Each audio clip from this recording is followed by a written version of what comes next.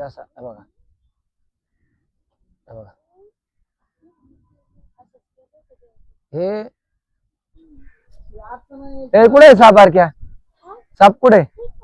छोटा आहे का मोठा आहे तो एवढा आहे का केवढा आहे जिवंत आहे ना कुठे रे भाऊ अरे हा अडकले की जाम अटकलाय आधी इथंच एक अटकली होती का तर नमस्कार मित्रांनो आज आपल्याला अष्टापरीतून दादाने फोन केलेला लक्ष दादानी आणि त्यांनी काय केलेलं आहे शेताच्या साईडनी जाळी लावलेली की आतमध्ये काय डुकर नुकसान करतात त्याचं रान कुत्रेदार इकडे नुकसान करतात त्याच्यामुळे जाळ्या त्याच्यातच साप अडकलेला इथं बघू शकता तुम्ही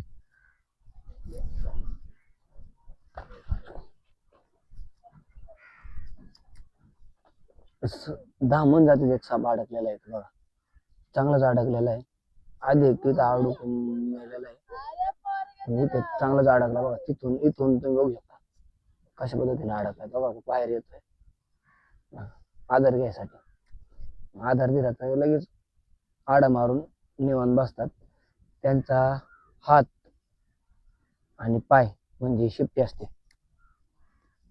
त्याचा ते आधार घेतात लगेच असा बघा बघा हे स्वतःच्या बचावासाठी की बाबा त्यांना हात नाही पाय नाही आधार घेण्यासाठी जास्त वेळ नाही घेत आधी त्यांना सोडून घेऊ आपण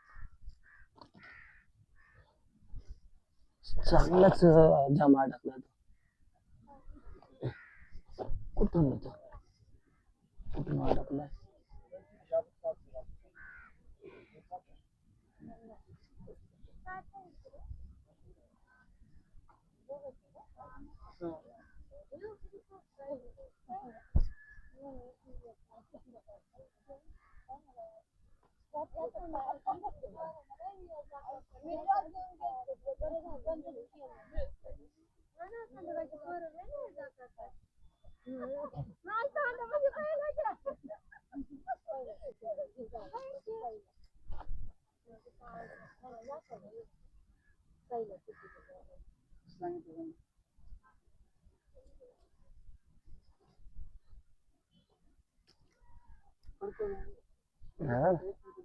शेट केले त्याने घाबरले ना आता ते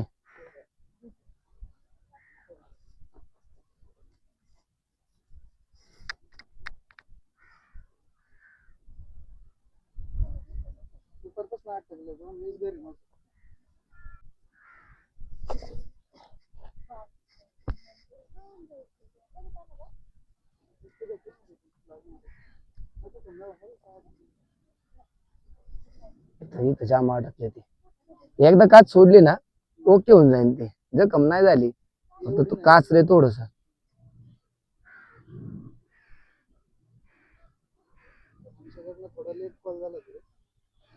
लगेच झाला असता ना कॉल लगेच आला असतो कारण इथंच होतो ह्याला वाडेगाव मध्ये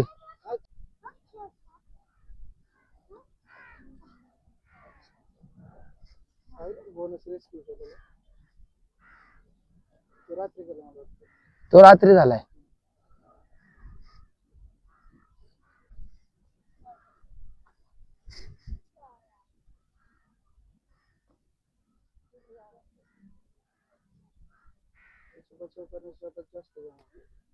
ते एकदा अडकले ना दामन वगैरे कोणताही साप ते काय करतात माहितीये का तोंडाने पुढे जातात हेडने असं करतात सुटण्यासाठी करतात पण ते काय होतं माहितीये का पुढून इझी जातो साप पण पाठीमागे जास्त अडकला जातो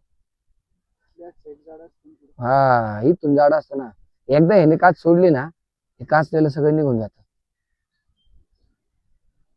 आता नेमकं तोंड राहिले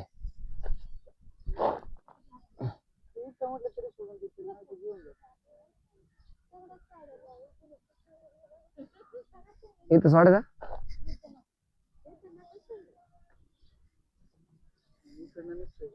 नाही नाही निघणारच नाही तिथून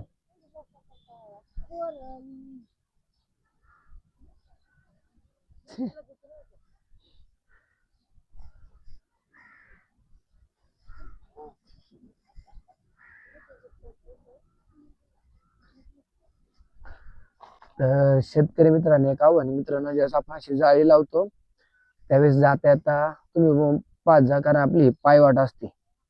ठीक आहे, साप अडकला त्याचा पण जीव महत्वाचा आणि तुमचा पण जीव महत्वाचा आहे आपल्याला.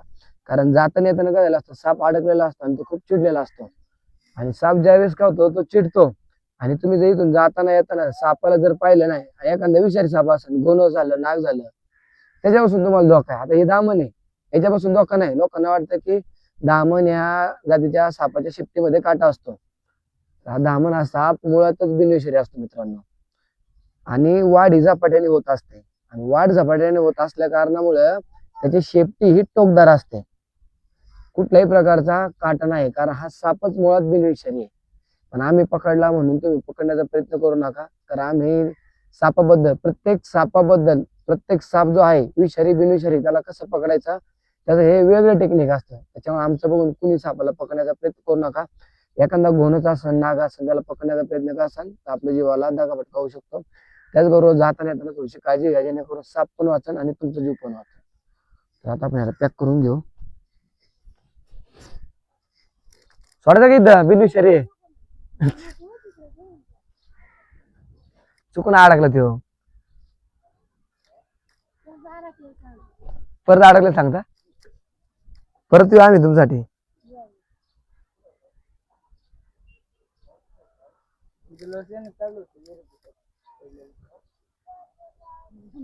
तो मोठा होता आहे ना. आता सवय झाली ना रोज साप पकडून पकडून, त्याच्यामुळे काय नाही वाटत.